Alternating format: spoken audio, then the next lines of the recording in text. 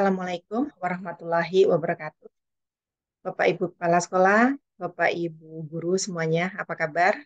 Semoga kita semua selalu dalam kondisi prima. Alhamdulillah, puji syukur kehadirat Allah Subhanahu wa Ta'ala, Tuhan Yang Maha Esa, yang telah melimpahkan segala nikmat hidayahnya, karunia-Nya kepada Ibu. Kali ini kita bisa terus silaturahim, bisa menimba ilmu, dan terus berbagi. Salawat dan salam kita haturkan kepada Nabi Muhammad SAW, keluarganya, sahabatnya, dan kita semuanya. Semoga selalu selamat hingga akhir nanti. Bapak dan Ibu, merdeka belajar. Ya, sekolah kita akan memilih kurikulum yang mana.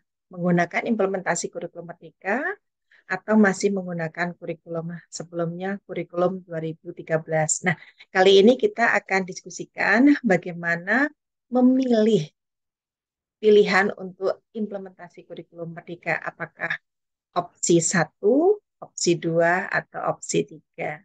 Baik, atau Bapak dan Ibu, kita akan mendaftar menjadi sekolah penggerak. Baik, bersama saya Listiawati, pengawas sekolah Madya. Bapak dan Ibu, nah sebelum kita membahas pilihan apa yang akan kita pilih, kita tengok dulu merdeka belajar itu apa. Baik, Bapak dan Ibu, merdeka belajar berangkat dari pemikiran. Ya, ini uh, kita ibaratkan Bapak dan Ibu ya, ketika ada hewan-hewan yang mau bersekolah. Ini ada contohnya sebagai contoh, ada kera, ada burung, ada ikan, ada gajah. Mungkinkah ketika hewan-hewan ini belajar, kita satukan menjadi satu kelas yang sama dengan kurikulum yang sama? Apa kurikulum yang sesuai untuk mereka? Nah, kera suka memanjat, burung suka terbang, suka berkicau, ikan suka berenang, dan sebagainya ya. Gajah suka berjalan, baik dengan segala karakteristik masing-masing. Nah, jika kita menggunakan kurikulum yang sama, maka misalnya kurikulum memanjat, kera akan menyukai dan bermanfaat bagi kera, karena kera suka memanjat. Digunakan dalam kehidupan sehari-harinya, ilmu atau keterampilan tentang memanjat. Bagaimana hanya untuk burung, ikan, dan gajah? Ketika diberikan kurikulum memanjat, bagi burung yang suka berkicau, suka terbang, bagi ikan yang suka berenang, diberikan ilmu memanjat. Demikian juga pada gajah. Nah, Bapak dan Ibu, eh, masing-masing makhluk hidup ini, kalau yang di sini contohnya adalah hewan-hewan dengan karakteristik masing-masing, ini kita bisa ambil garis besar bahwa kurikulum untuk pembelajaran sesuaikan dengan kebutuhan mereka. Nah, Bapak dan Ibu, ketika kita mengajar di kelas, ya, sekian lamanya kita mengajar di kelas atau kita melihat rekan-rekan kita yang sudah mengajar terlebih dahulu, bagaimana kondisi 10 tahun terakhir ini. Bapak dan Ibu bisa kita uh, tengok dengan panduan pertanyaan ini ya. Ini apa perubahan 10 tahun terakhir ini? Cara belajar peserta didik kita atau murid kita ya. Cara mendapatkan informasi. Apakah sama yang 10 tahun terakhir ini? Dari berarti sekitar tahun 2010-an, 2012, 23, 2013 sampai ke sini. Apakah sama? Nah, cara mengerjakan tugas-tugasnya apakah sama? Ya, yang sekarang apalagi kemarin melalui fase pembelajaran di rumah ya karena adanya pandemi. Nah, sama mereka mengerjakan tugasnya. Teknologi yang digunakan 10 tahun terakhir ini sama. Dan bagaimana menggunakannya? Cita-cita profesi mereka, peserta didik kita ya. Ketika 10 tahun yang lalu ditanya mungkin ada berapa ditanya ya, apa cita-cita kalian? Ada yang menjawab menjadi dokter, menjadi pilot, menjadi apa Bapak dan Ibu? Tentara ya. Nah, pernah tidak Bapak dan Ibu menemukan siswa atau peserta didik ya, atau murid ya kita menyebutnya, yang menyebutkan cita-citanya menjadi konten kreator dari YouTube misalnya, 10 tahun yang lalu. Mungkin kita akan sulit menemukannya waktu itu ya, atau mungkin bahkan tidak ada yang kita temukan cita-citanya menjadi konten kreator. Nah, sekarang coba ditanyakan, apakah ada? Bisa kita temukan ada berapa, apakah mungkin banyak ya. Jadi, cita-cita mereka juga mengalami perubahan. Nah, bagaimana cara bermain mereka 10 tahun terakhir ini? Apakah sama dengan yang sekarang-sekarang ini? Baik, dari pertanyaan-pertanyaan tadi, Bapak dan Ibu, ternyata ada perubahan ya dari yang 10 tahun terakhir sampai sekarang ini ada perubahan dalam banyak hal. Mereka memiliki aktivitas yang berbeda ya dengan yang 10 tahun yang lalu. Ya, ada yang sama, ada yang berbeda, yang jelas mengalami perubahan. Baik, bagaimana bisa menyikapi terhadap perubahan itu? Bagaimana responnya? Apa respon terhadap perubahan yang terjadi di sekitar kita, di sekitar mereka, ya. Baik, nah bagaimana menyikapinya?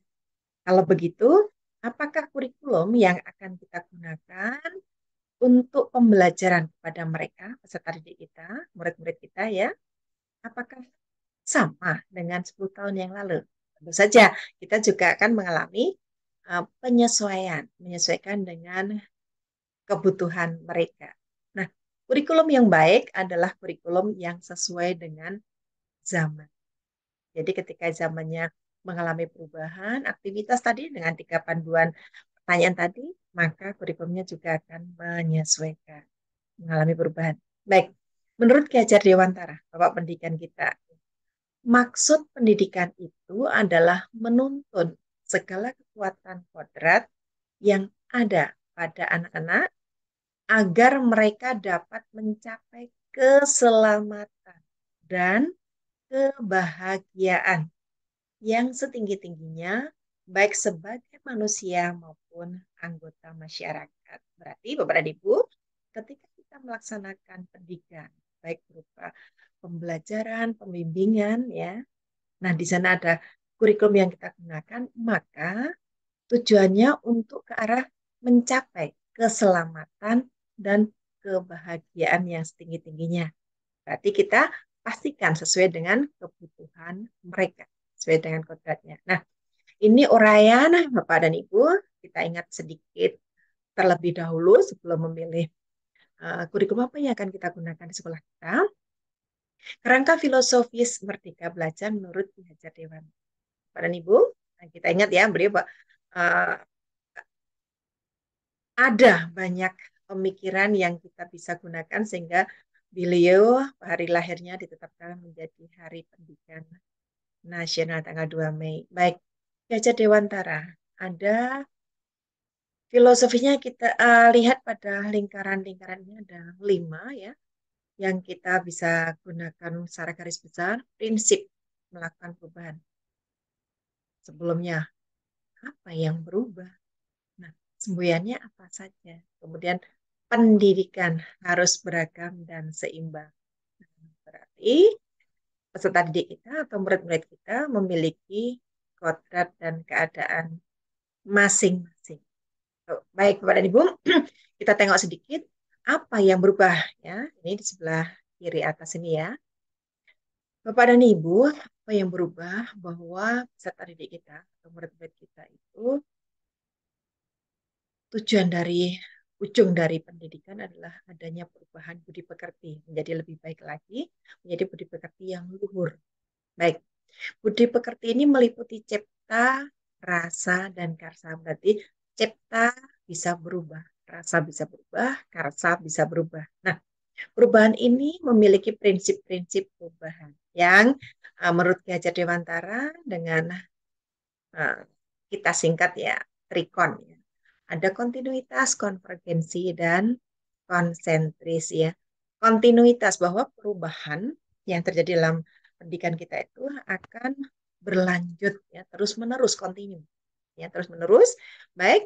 Nah, kemudian konvergensi. Konvergensi itu berarti ketika kita melaksanakan dalam pembelajaran, pembimbingan, maka kita bisa menemukan sumber-sumber ya, sumber-sumber yang dari beraneka ragam, termasuk dari luar.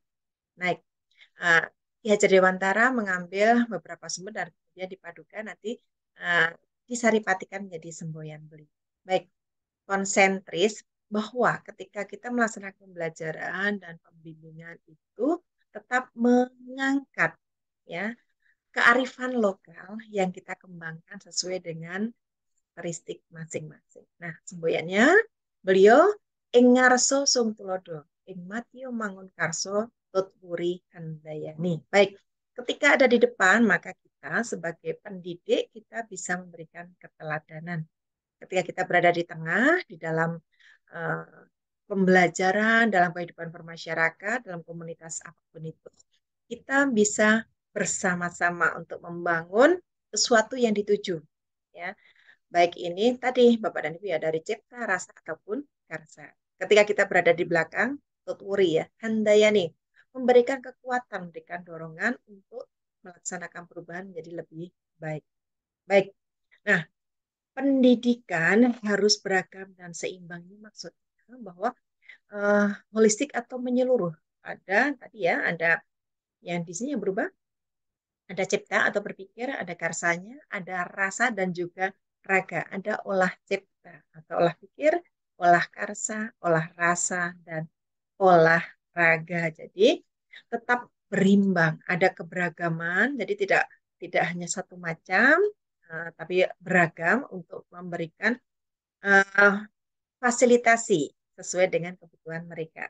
Ya, mereka siapa peserta didik atau murid. Baik. Kemudian seimbang, tidak berlebihan, tidak juga kurang. Baik. Bapak dan Ibu, peserta didik atau murid kita memiliki kodrat keadaan yang harus kita uh, tengok sebelum kita memberikan fasilitasi agar tepat ya, fasilitasi yang kita laksanakan. Baik, setiap peserta didik memiliki kondisi yang berbeda. Sepakat ya Bapak Ibu ya? Sesuai dengan kodrat alam dan kodrat zaman, kodrat alam ya. Jadi yang ini kodrat alam sesuai dengan bentuk lingkungan, sifat dan bentuk lingkungan. Jadi ketika di daerah peserta didik kita di daerah pantai, tentu saja pembelajaran atau pembimbingannya tidak akan sama dengan peserta didik kita yang ada di wilayah pegunungan dan seterusnya.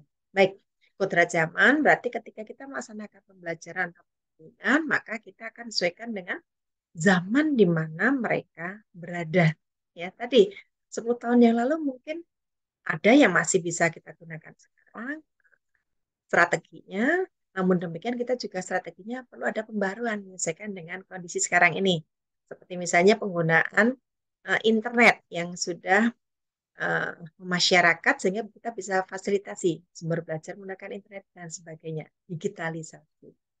Baik, ini ada isi dan wirama zaman. Jadi karakteristik setiap zaman masing-masing. Baik, Bapak dan Ibu, dari Kementerian Pendidikan, Kebudayaan, Riset, dan Teknologi mengeluarkan, melaksanakan kebijakan, ada transformasi pendidikan perubahan pendidikan yang diberikan nama Merdeka Belajar. Ini sebagai bentuk dari mewujudkan filosofi Ki Hajar Dewantara. Baik, Bapak dan Ibu, Merdeka Belajar yang dilaksanakan sampai sekarang ini sudah ada beberapa episode ya, ada 23 sampai hari ini ya. Nanti kita tunggu episode-episode selanjutnya. Nah, kita tengok sebentar. Episode yang pertama kali ada 4 pokok kebijakan yang berubah yaitu tentang USBN. Sekarang sekolah atau madrasah ya untuk USBN ditiadakan. Nah, baik, mengapa demikian? Karena ya kembali karakteristik masing-masing peserta didik kita berbeda. Jadi USBN-nya juga tidak disamakan ya. Jadi tidak disamakan sehingga soal-soal atau instrumen penilaiannya menyesuaikan dengan karakteristik peserta didik. Baik, kemudian UN atau ujian nasional ditiadakan. Nah, sekarang ada kebijakan baru namanya asesmen nasional.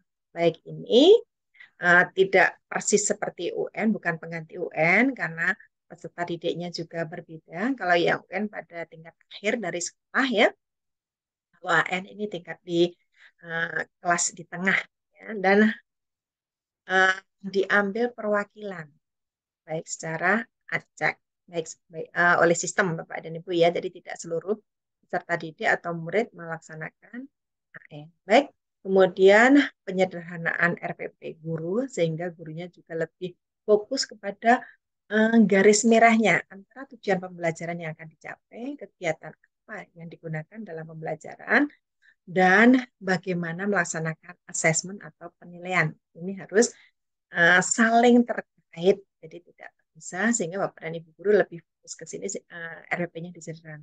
Baik, kemudian uh, adaptasi pada penerimaan peserta didik baru atau PPDB. Nah, ini sudah dilaksanakan tahun 2002 menggunakan sistem yonasi, sehingga peserta didik akan lebih nyaman ketika bersekolah ke lebih dekat, dan tidak dimunculkan sekolah-sekolah favorit, tapi semua sekolah rakyatnya adalah melayani sebaik mungkin kebutuhan peserta didik. Jadi semua sekolah adalah favorit ya, bukan hanya satu atau dua, tapi semua sekolah adalah favorit bagi peserta didik di sekitarnya masing-masing. Baik, Bapak dan Ibu, kita tengok sebentar ya episode kedua tentang Kampus Merdeka. Nah, episode ketiga ini tentang penyesuaian kebijakan dana BOS yang lebih uh, luas ya penggunaannya dan langsung diterima oleh atau kepada rekening sekolah.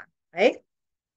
Kemudian pelaporan penggunaan dana BOS juga lebih akuntabel dan transparan. Sekarang nanti ada aplikasi dalam nama ya, dalam bentuk aplikasi RKS.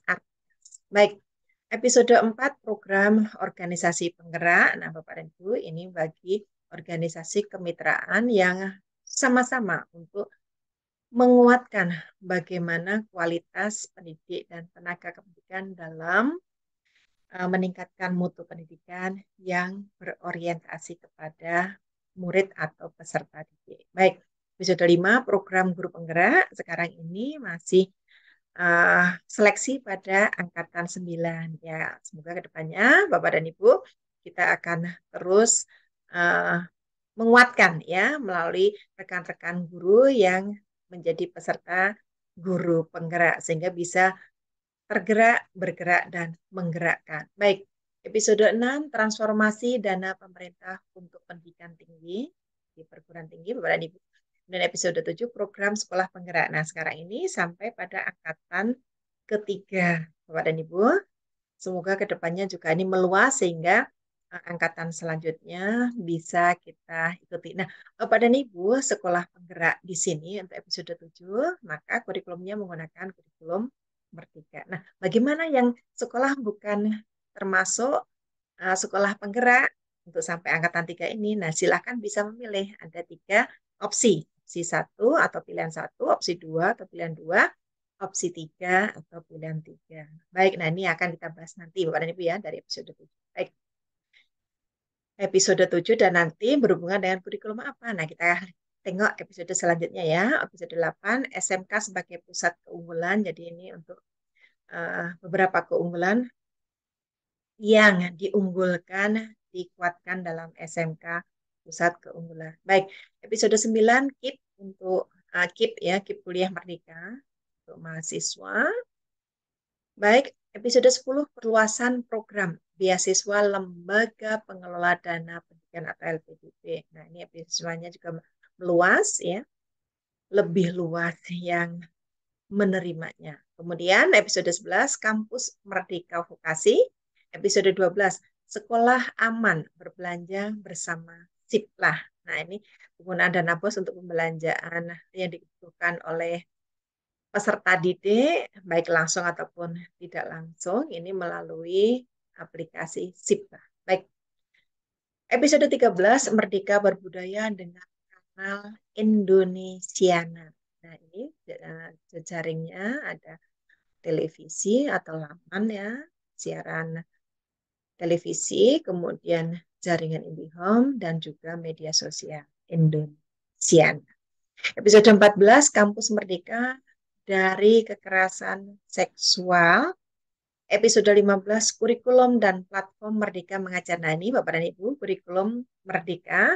Bagaimana kurikulum dan penggunaan platform Merdeka Mengajar (PMM) ini bermanfaat bagi rekan-rekan guru, membantu bagaimana menyiapkan pembelajaran sesuai dengan kebutuhan peserta didik. Episode 15 ini yang kita tengok ya Bapak dan Ibu ya, struktur kurikulum yang fleksibel dan fokus pada materi esensial ya. Materi esensial yang dipentingkan saja atau yang penting saja ya.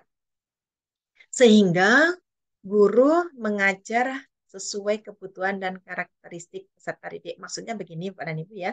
Jadi uh, evaluasi dari kurikulum sebelumnya, beberapa guru menyebutkan kalau kurikulum dianggapnya materi pelajarnya sangat banyak. Nah, untuk yang kurikulum yang sekarang yang diajarkan yang esensial, tetapi yang esensial ini memberikan dampak yang luas untuk penguatan budi pekerti yang luhur. Ya, berarti berdampak. Nah, sesuai kebutuhan dan karakteristik peserta didik. Ya, berarti kebutuhan peserta didik masing-masing di daerahnya masing-masing, pada zamannya masing-masing, tidak sama. Berarti bagaimana memberikan manfaat pada yang tadi sesuai dengan karakteristik mereka. Nah, berarti yang penting-penting ini tadi bagaimana bisa dimanfaatkan sehingga berdampak lebih luas dan baik, memberikan keleluasaan bagi guru menggunakan perangkat ajar yang sesuai kebutuhan dan karakteristik peserta didik. Jadi, uh, peserta didik kita yang beragam tadi, bagaimana Bapak dan Ibu guru kita akan memberikan fasilitasi kepada peserta didik kita atau murid kita ini, maka kita menyiapkan perangkat ajar yang sesuai. Baik, selanjutnya episode 16, percepatan dan peningkatan pendanaan PAUD, pendidikan anak usia dini, dan pendidikan kesetaraan. Baik, selanjutnya episode 17, revitalisasi bahasa daerah. Jadi, bagaimana bahasa daerah ini yang beragam menjadi aset atau menjadi kekuatan yang bisa kita unggulkan dan memiliki dampak yang positif untuk penguatan budi pekerti. Baik, selanjutnya episode 18, Merdeka, berbudaya dengan dana Indonesia. Nah, episode 19, rapor pendidikan Indonesia. Nah, ini Bapak dan Ibu, sekolah memiliki rapor pendidikan dari yang melekat pada Dapodik Bapak dan Ibu ya. Jadi, rapor pendidikan sekolah bisa diunduh melalui uh, gawai yang terkoneksi dengan Dapodik. Nah, Bapak dan Ibu, dari rapor pendidikan di sana ada rekomendasi apa yang perlu ditingkatkan atau diperbaiki pada waktu berikutnya. Jadi Bapak dan Ibu, ketika kita uh, melaksanakan kurikulum, maka sebaiknya menengok hasil evaluasi atau refleksi yang dilaksanakan sebelumnya, salah satunya melalui rekomendasi dari rapor pendidikan di masing-masing sekolah.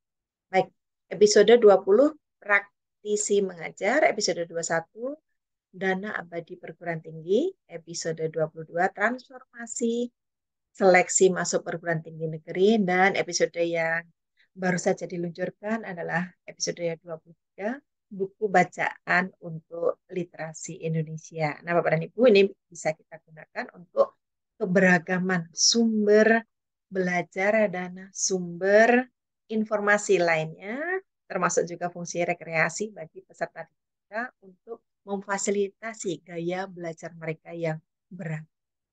Baik Bapak dan Ibu, jadi kurikulum Merdeka yang kita simak ya, apa keunggulannya Bapak dan Ibu, biar kita bisa memilih mana yang tepat untuk sekolah kita. Mari kita tengok unggulan kurikulum Merdeka. Apakah kurikulum Merdeka ini ada yang sama dengan kurikulum sebelumnya atau berbeda sama sekali? Kita tengok Bapak dan Ibu ya. Baik, pada kurikulum Merdeka ini kita tengok yang di lingkaran-lingkaran, ini lebih merdeka. Lebih merdeka, artinya berarti sebelumnya juga sudah merdeka, tetapi sekarang lebih merdeka. Nah, baik, lebih relevan dan interaktif, lebih sederhana dan mendalam. Baik, kita tengok satu persatu, Bapak dan Ibu.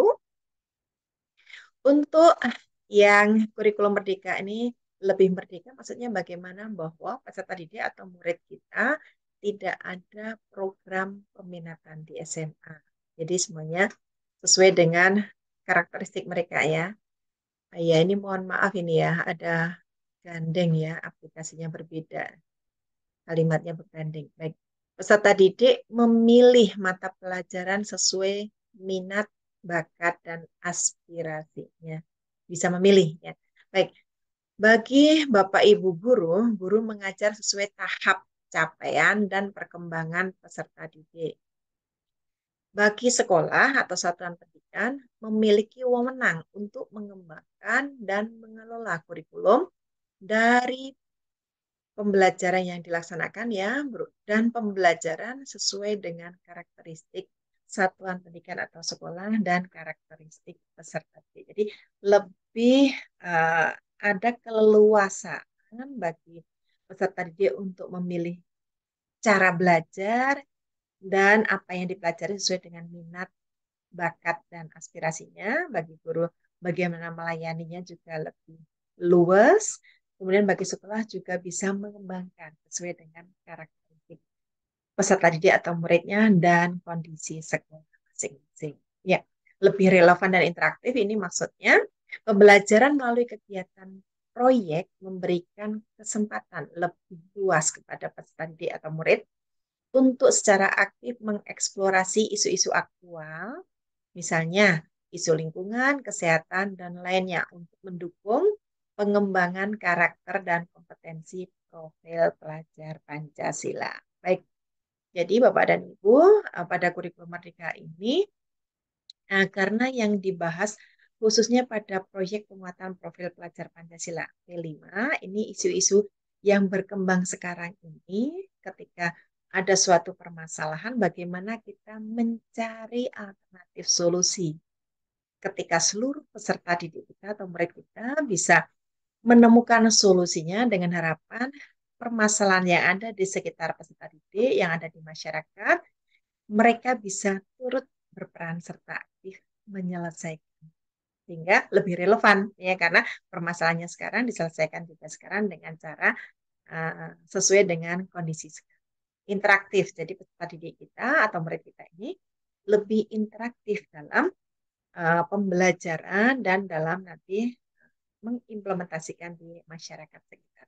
Baik, lebih sederhana dan mendalam. Fokus pada materi yang esensial. Tadi sudah kita singgung yang esensi saja dan pengembangan kompetensi peserta didik pada fase ini. Jadi, peserta didik, nah ini Bapak dan Ibu peserta didik kita, kalau usia SD ada yang kelas rendah dengan kelas tinggi, ya fasenya ada berbeda. Untuk SMP itu fasenya karena masih perkembangannya mirip kelas 7, 8, 9, jadi kan satu fase. SMA ada fase yang berbeda juga. SMK dengan SMA. Baik. Nah, perkembangan psikologis dan perkembangan tubuhnya mengalami perbedaan mereka ya, maka kebutuhan mereka juga berbeda sehingga materi pembelajaran yang disampaikan juga menyesuaikan kebutuhan mereka. Menyesuaikan kebutuhan mereka. Nah, yang disampaikan yang uh, bisa dimanfaatkan pada saat itu dan untuk ke depan. Nah, maka yang disampaikan yang esensi. Baik, Bapak dan Ibu, belajar menjadi lebih mendalam, bermakna, tidak terburu-buru, dan menyenangkan. Nah, ini salah satu yang membedakan dengan kurikulum sebelumnya. Kalau yang sebelumnya, misalnya, ada materi yang harus disampaikan, kemudian di akhir akhir jenjang ada ujian. Nah, ketika materinya belum sampai, gurunya juga agak sedikit bingung ya bagaimana nih mengejar materi yang belum disampaikan. Nah, berarti peserta didik dan muridnya juga mengalami penyesuaian sehingga ada di sana yang sedikit uh, tidak nyaman dengan kejar-kejaran materi yang terburu-buru. Nah, untuk yang sekarang nanti materi yang dipelajari yang esensi sehingga lebih mendalam dan diharapkan lebih bermakna. Ada manfaatnya dan berdampak luas dan jangka waktu yang lebih panjang, dampak yang positif sehingga perilaku baik peserta didik, murid kita juga komunitas dan masyarakat diharapkan juga berdampak positif menjadi lebih baik lagi. Baik, Bapak dan Ibu, nah ini keunggulan dari kurikulum Merdeka. Nah, bagaimana Bapak dan Ibu eh, yang kita tengok, yang kita harapkan dalam transformasi pendidikan atau perubahan pendidikan? Kita memberikan nama dari Kementerian Pendidikan, Kebudayaan, Riset, dan Teknologi dengan sebutan Merdeka Belajar. Ya. Peserta didik yang merdeka yang bagaimana? Bukan berarti tidak belajar. Boleh ya, belajar kan dalam bentuk yang sesuai dengan tadi kebutuhan mereka, minat mereka, bakat mereka tadi ya, sehingga menyenangkan. Nah, baik, mereka menyenangkan. Kalau mereka butuh, mereka akan uh, belajar semangat ya, lebih semangat daripada ketika mereka tidak butuh. Tapi seperti tadi ya, kalau kita ibaratkan ikan, ikan yang dia ada di air berenang. Kalau diberikan kurikulum memanjat, ya si ikan kalau tidak senang agak sedikit wajar. Karena apa? Ikannya tidak butuh ilmu memanjat. Nah, yang sekarang bagaimana? Dengan tadi contoh tadi, berarti yang dibutuhkan saja, yang esensi. Maka diharapkan seluruh peserta didik dan murid-murid kita itu semangat dalam belajar. Kenapa? Ilmu atau keterampilan yang dilaksanakan dalam pembelajaran ini, pengalaman pembelajarannya ditunggu-tunggu, bisa digunakan dalam kehidupan sehari.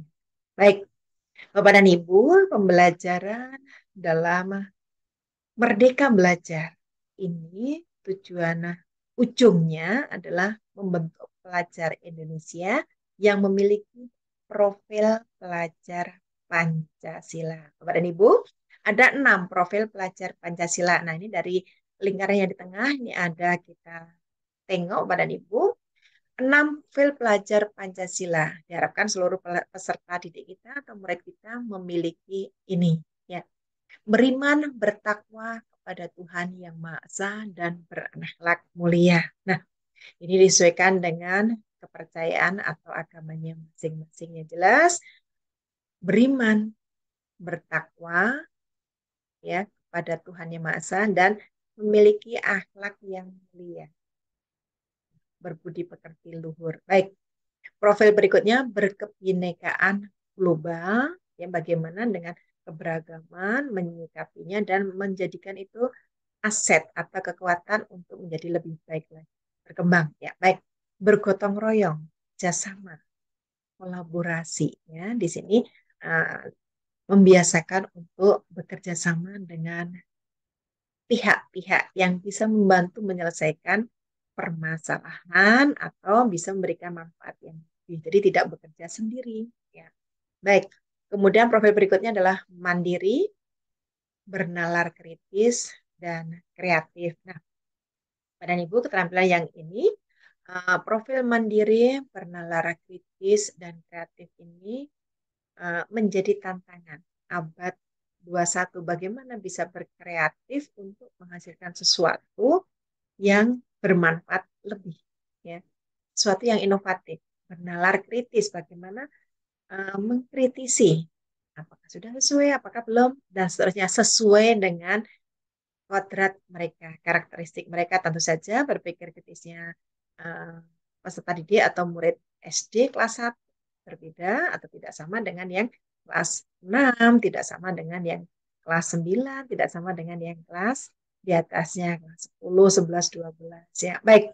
Bapak dan Ibu, ketika peserta didik kita, murid-murid kita ini sudah kita ajak ya untuk belajar menuju 6 profil pelajar Pancasila.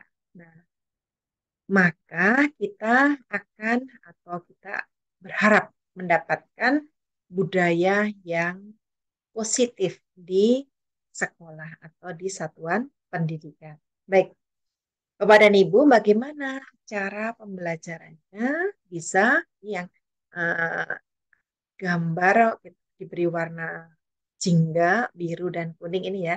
Ini wadah untuk pembelajaran atau melatih aktivitas peserta didik atau murid kita. Ya, intrakurikuler bisa meliputi mata pelajaran atau muatan lokal tergantung daerah atau mungkin satuan pendidikan.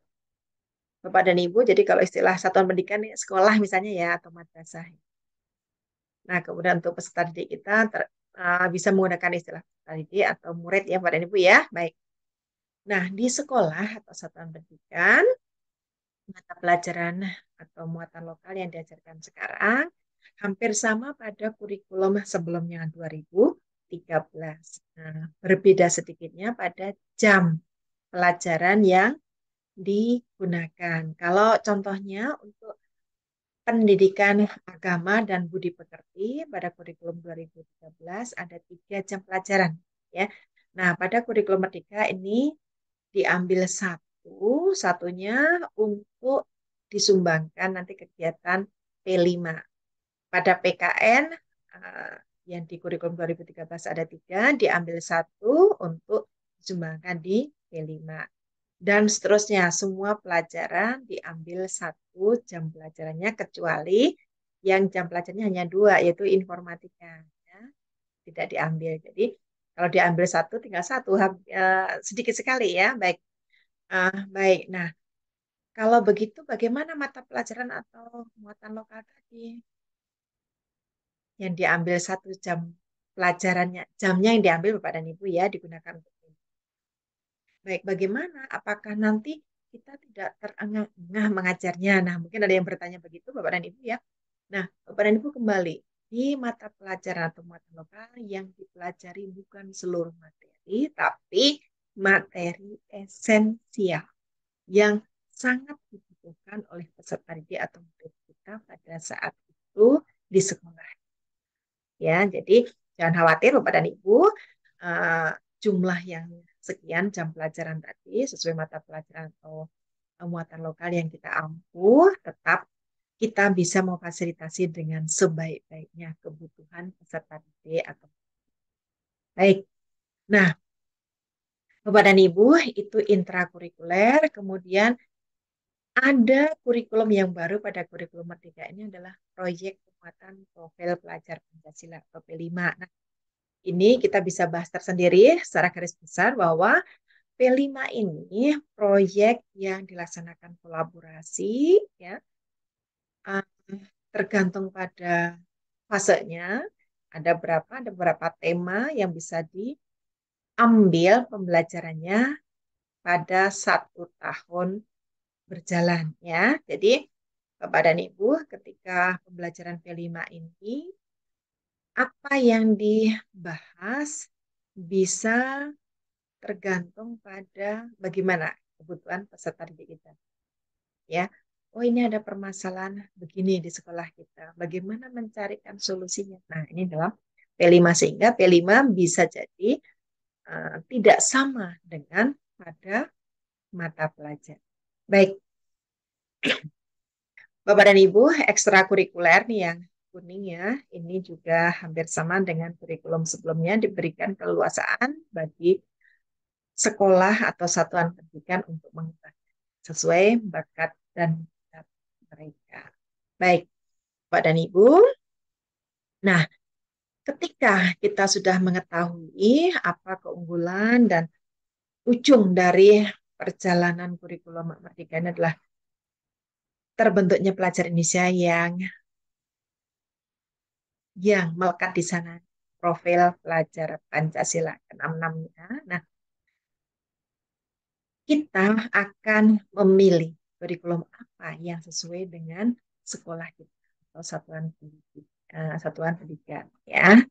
Baik, Bapak dan Ibu, uh, sudah ada peraturan atau pedoman yang digunakan dalam penerapan kurikulum Merdeka. Ini diantaranya Mbak dan Ibu ya, dari peraturan pemerintah tentang SMP, kemudian Permendikbudristek nomor 5, nomor 7, 16, 21, 56.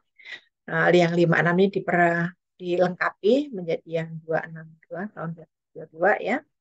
Baik, kemudian ada keputusan BSKAP, Badan Standar Kurikulum dan Asesmen Pendidikan BSKAP. Nah, tentang capaian pembelajaran. Nah, Bapak dan Ibu, capaian pembelajaran ini kita bayangkan kalau di kurikulum sebelumnya ada kompetensi dasar ya, namun di capaian pembelajaran ini ada karakteristik kompetensi. Nah, kita tengok sendiri ya Pak dan Ibu ya. Kita tidak pelajari sekarang, kita pelajari di waktu yang berikutnya. Baik, kemudian ada juga ini untuk dimensi, elemen, dan subelemen pada P5. Nah, apa yang akan diambil untuk pembelajaran pada P5, tema saat itu. Nah, baik. Yang biru, yang bertulis biru, ini penerapan kurikulum Merdeka. Ini meliputi poin-poin, ini ada struktur kurikulumnya apa saja. Struktur kurikulum Merdeka. Capaian pembelajarannya, kemudian pembelajaran dan asesmen atau penilaian ya, asesmen penilaian, proyek penguatan profil pelajar Pancasila, perangkat ajar yang digunakan, kemudian kurikulum operasional satuan pendidikan atau kalau sebelumnya kita mengenal dokumen KTSP begitu Bapak dan Ibu ya. Ya, KTSP kurikulum tingkat satuan pendidikan. Nah, kalau yang ini namanya kurikulum operasional satuan pendidikan. Kemudian mekanisme implementasi kurikulum Merdeka IKM ya. Kemudian evaluasi kurikulum pada satuan pendidikan. Laksana kurikulum Merdeka. Itu baik Bapak dan Ibu. Nah, secara garis besar kita lihat perkembangan penerapan kurikulum Merdeka ini pada tahun pelajaran yang tahun pelajaran atau tahun ajaran Bapak dan Ibu ya 2021-2022 sudah terjadi. Ini kurikulum Merdeka diterapkan atau diimplementasikan pada sekitar 2.500 sekolah pada program sekolah penggerak. Jadi yang menjadi sekolah penggerak yang mengikuti kegiatan sekolah penggerak sekitar 2.500 ini dan SMK Pusat Keunggulan ini sebanyak 901. Ini menggunakan kurikulum Merdeka. Jadi yang sekolah penggerak uh, melekat di sana menggunakan kurikulum Merdeka. Jadi masih kelas 1 dan 4 untuk SD, 7 untuk SMP, 10 untuk SMA, SMK. Ya, baik.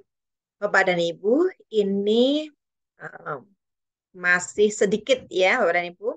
Nah, kemudian pada tahun pelajaran atau tahun ajaran selanjutnya 2022-2023, ini kita masih berada di sini ya, Bapak dan Ibu ya.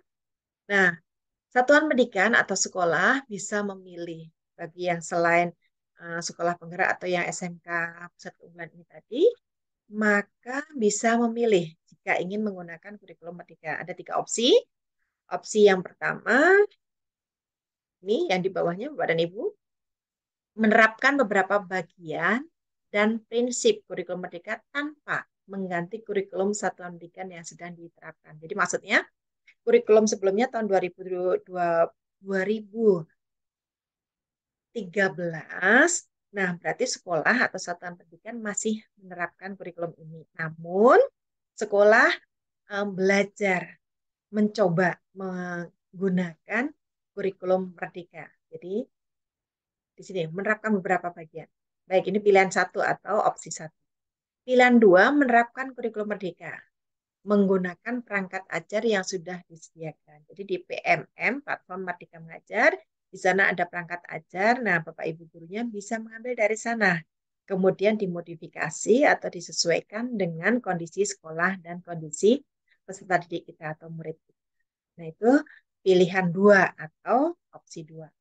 Pilihan 3 atau opsi 3, menerapkan kurikulum Merdeka dengan mengembangkan sendiri berbagai perangkat ajar. Jadi perangkat ajar yang digunakan dikembangkan sendiri sesuai karakteristik satuan pendidikan dan peserta didik atau bedanya apa Pak dan Ibu yang pilihan 2 dengan 3? Kalau yang pilihan 2 ini bisa mengambil contoh perangkat ajar di PMM kemudian dimodifikasi sendiri, disesuaikan. Kalau yang pilihan 3 ini mengembangkan dari awal oleh sekolah sesuaikan dengan karakteristik sekolah. Nah, pada tahun pelajaran ini masih untuk yang TK, TKB, untuk yang SD kelas 1 dan 4, yang kelas 7-nya ini untuk SMP, kelas 10-nya untuk SMA, SMK. Nah, ini silakan sekolah memilih. Nah, untuk tahun pelajaran nanti 2023, 2024, maka bisa memilih untuk menggunakan opsi yang sama atau menggunakan opsi yang lain. Bagi yang sebelumnya tahun pelajaran ini belum memilih, maka sekarang dipersilakan memilih. Silakan bilangnya ada opsi 1, 2, dan 3 untuk kurikulum TKB kelas 1, 2, 4, 5 SD ini, kelas 7, 8 untuk SMP, dan kelas 10, 11 untuk SMA, SMK. Baik, kelas akhirnya mana? Karena masih menggunakan kurikulum 2030. Baik, Bapak dan Ibu. Nah, ini pendaftaran untuk memilih IKM dibuka sampai 31 Maret 2023. Mari kita gunakan kesempatan ini Bapak dan Ibu ya, memilih dengan pertimbangan yang sesuai dengan kondisi sekolah kita. Baik, nah ini yang akan kita tengok Bapak dan Ibu ya.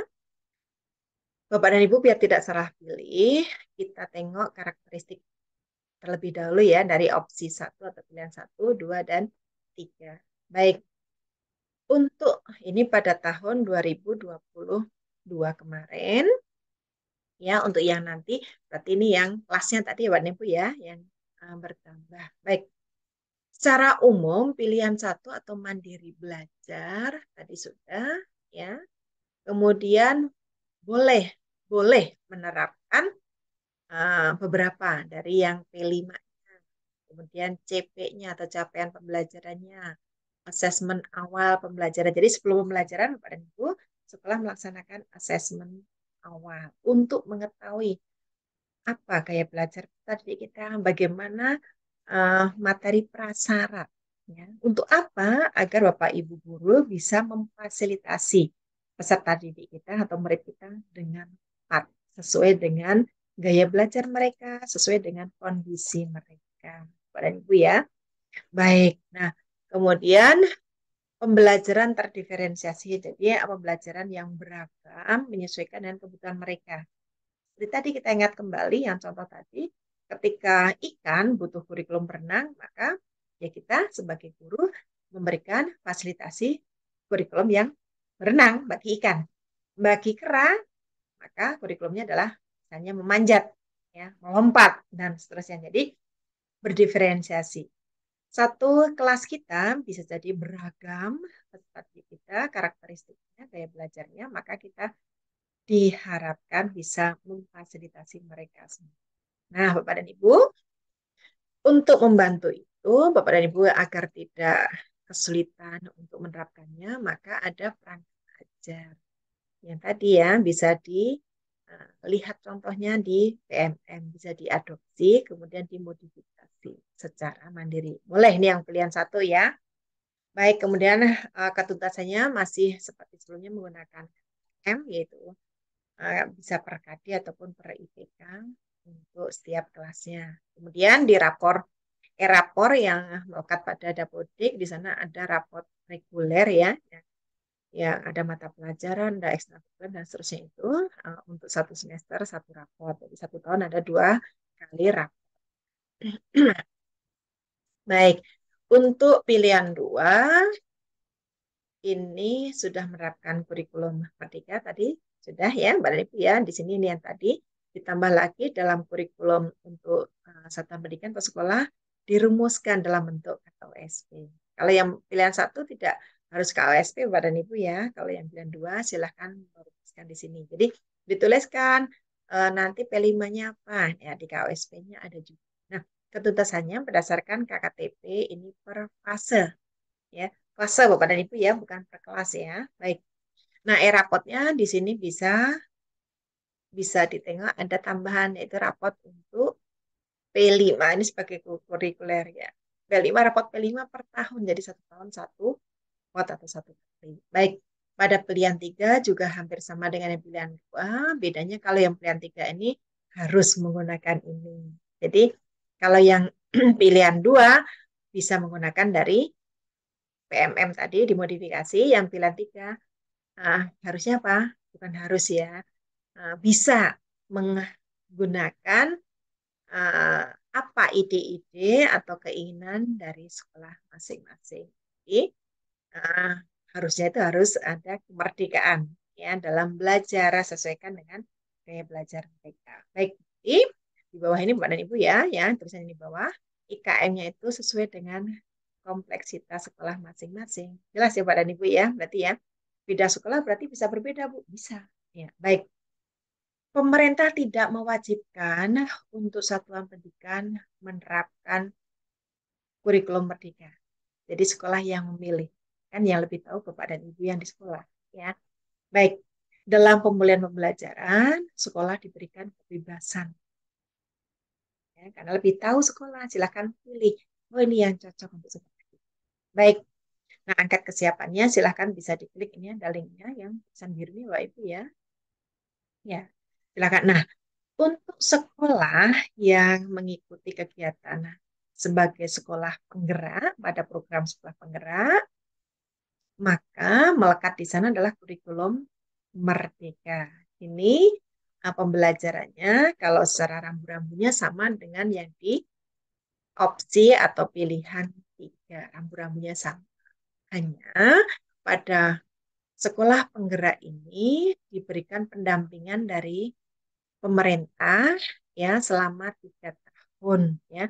Di sana didampingi oleh fasilitator, kemudian ada komite pembelajaran di dalamnya ada pengawas pembina sekolah tersebut. Baik, Bapak dan Ibu. Nah, ada 5 intervensi pada program sekolah penggerak ini ya. Pendampingan konsultatif dan asimetris tadi ya oleh rekan-rekan fasilitator, oleh rekan-rekan ya, komite pembelajaran. Penguatan sumber daya manusia di sekolah, kemudian pembelajaran dengan paradigma baru, bahwa ini tadi menyesuaikan dengan kebutuhan peserta didik, sehingga pembelajaran berpusat pada peserta didik atau kepada murid, student center. Baik, perencanaan berbasis data. Jadi ketika melaksanakan program kegiatan, baik oleh Bapak Ibu guru ataupun yang jelas secara umum di sekolah, program sekolah, maka berbasis data. Bukan kira-kira atau maunya apa, tapi oh dari data yang sebelumnya seperti ini, yang perlu ditingkatkan ini, yang perlu dikuatkan ini, yang prioritas ini. Nah, itu berbasis data. Kan, Bapak dan Ibu, pemerintah memberikan fasilitas e-rapot untuk membantu sekolah. Ya, rekomendasinya ini nanti ada data. Baik, digitalisasi sekolah. Ya, baik kita menuju ke arah sana, ini memudahkan pekerjaan kita juga Bapak dan Ibu dan ini juga dokumentasi yang lebih lengkap. Baik, demikian juga pada program SMK Pusat Keunggulan. Itu Bapak dan Ibu ya. Jadi kita akan menentukan paling tidak kita, oh ya ada gambaran, memilih yang mana. Nah Bapak dan Ibu bayangkan sekolah kita dari 8 standar nasional pendidikan, mana yang kuat, mana yang belum kuat, Bapak dan Ibu. Ya, tentukan. Ya. Rapor pendidikannya ini, oke, tentukan pilihannya apa. Baik, Bapak dan Ibu ini gambaran untuk fase tadi. Untuk kelas 1, 2, 3, 4, 5, 6, ini SD, fasenya ada beda Bapak dan Ibu ya.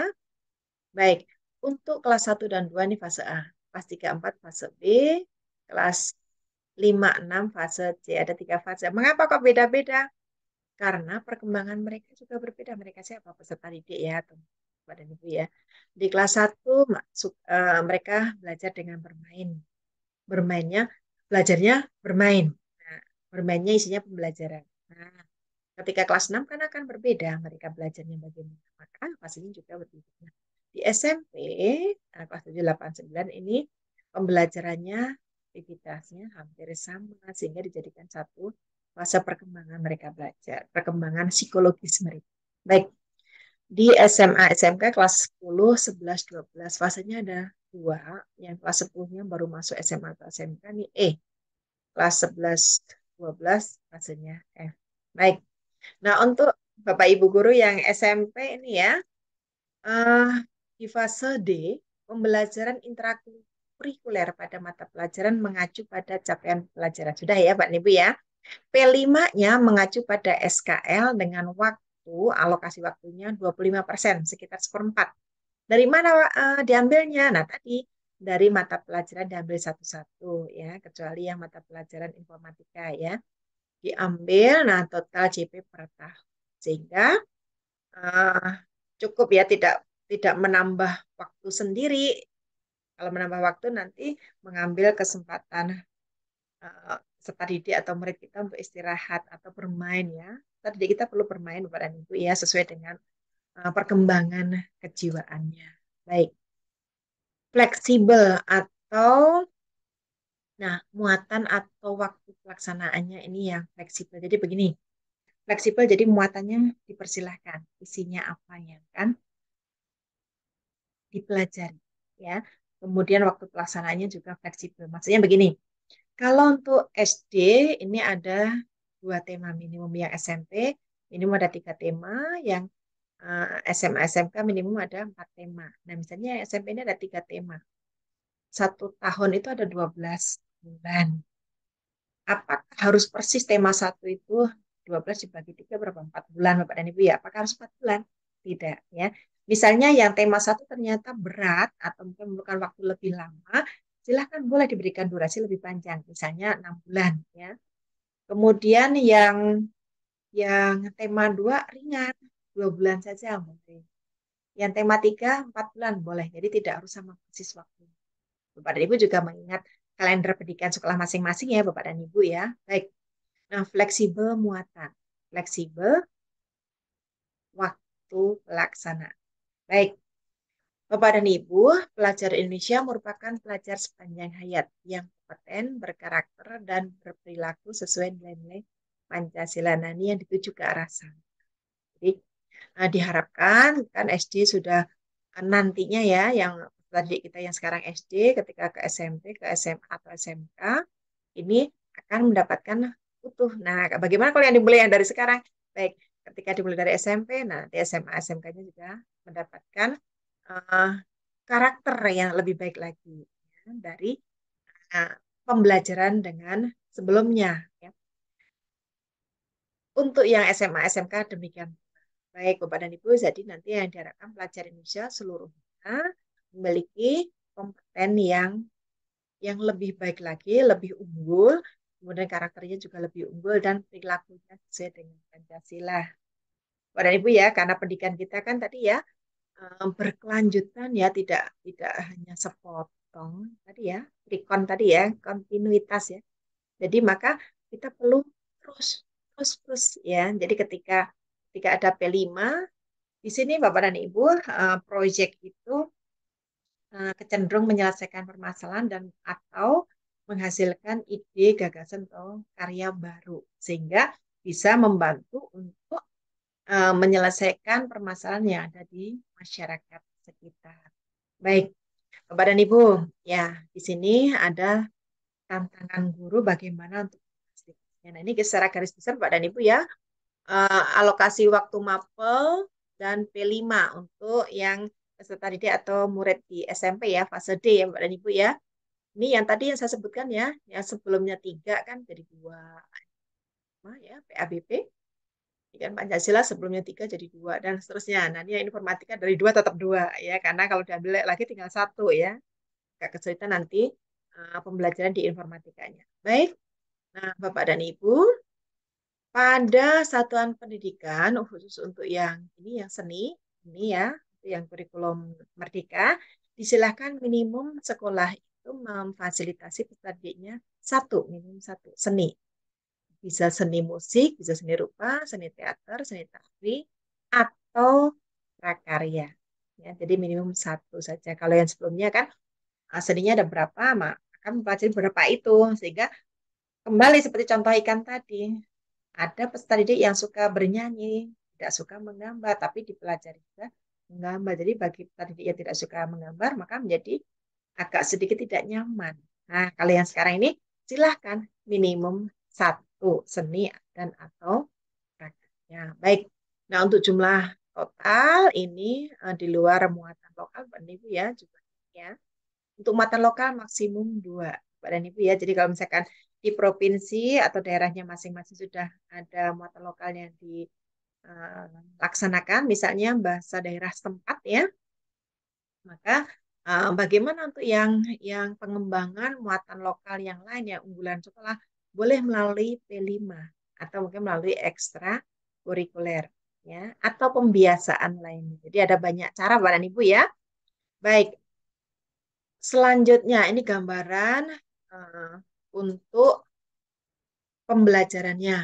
Bisa menggunakan model blok, model kolaborasi, atau model reguler. Nah, ini yang mudah dulu ya. Reguler ini ya seperti biasanya pada Ibu ya, setiap hari pembelajaran gitu ya. Yang model blok ini bisa di blok. Ini misalnya dari Januari sampai Desember untuk eh, tahun anggaran, nah tahun pelajarannya kan di sini ya, mulainya dari eh, akhir Juni ke Juli ya. Ini Juli mulai awal tahun pelajaran untuk tahun ajaran. Nah, misalkan di blok semester ini pelajaran apa, semester berikutnya lagi pelajaran apa. Jika ada kendala pada jumlah guru yang mengajar, boleh ya. Jadi blok begini boleh. Atau bloknya misalkan IPA itu ada fisika, biologi, kimia di blok. Oh, 3 bulan fisika, 3 bulan biologi, 3 bulan kimia. Boleh jika ah, guru-gurunya ada yang kurang untuk ini. Jadi nanti bisa bisa apa namanya semua terfasilitasi dengan baik.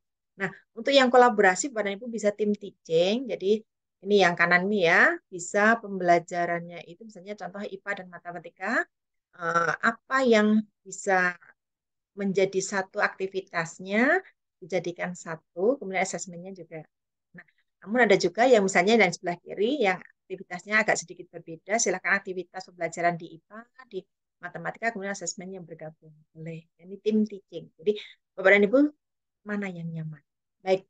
Nah, maka di sini Bapak dan Ibu ada struktur kurikulumnya ya, ada bagaimana pengantaran itu maksudnya memfasilitasi pada Ibu ya, per mata pelajaran, apakah tematik terintegrasi ya, atau unit inquiry.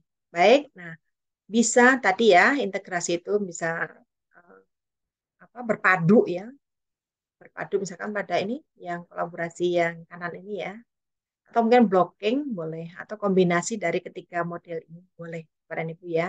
Jadi diberikan keluasan bagi sekolah. Nah, Bapak dan Ibu, untuk sekolah penggerak yang ingin mendaftar, Bapak dan Ibu kepala sekolahnya silakan mendaftar sesuai dengan syarat dan ketentuan yang ada di uh,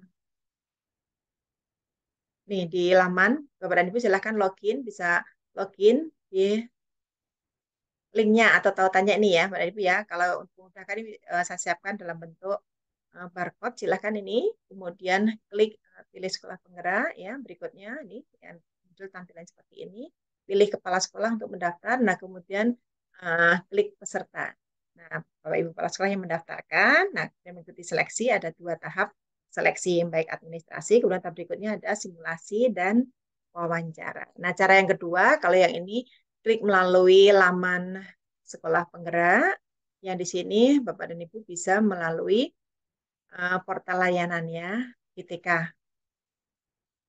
Ya, nih barcode-nya silakan diklik boleh. Selanjutnya nih ke bawahnya sama Bapak dan Ibu ya, hanya yang di sini masuk ke uh, melalui akun SIM PKB kita yaitu nomor ukg@guruku.id, atau kalau misalkan sudah tertaut atau terpasang dengan akun belajar.id bisa masuk menggunakan akun belajar.id. Ada 2 cara, Bapak dan Ibu, ujungnya nanti sama ya. Masuk ke sini juga. Baik, Bapak dan Ibu, nah ini cara pemilihannya. Bapak dan Ibu untuk memilih mendaftar kurikulum Merdeka, bagaimana nih? Ada tiga opsi bagi yang baru mau mendaftar yang biru. Bagi yang tahun 2022 sudah mendaftar nih mau memperbaiki silahkan yang merah.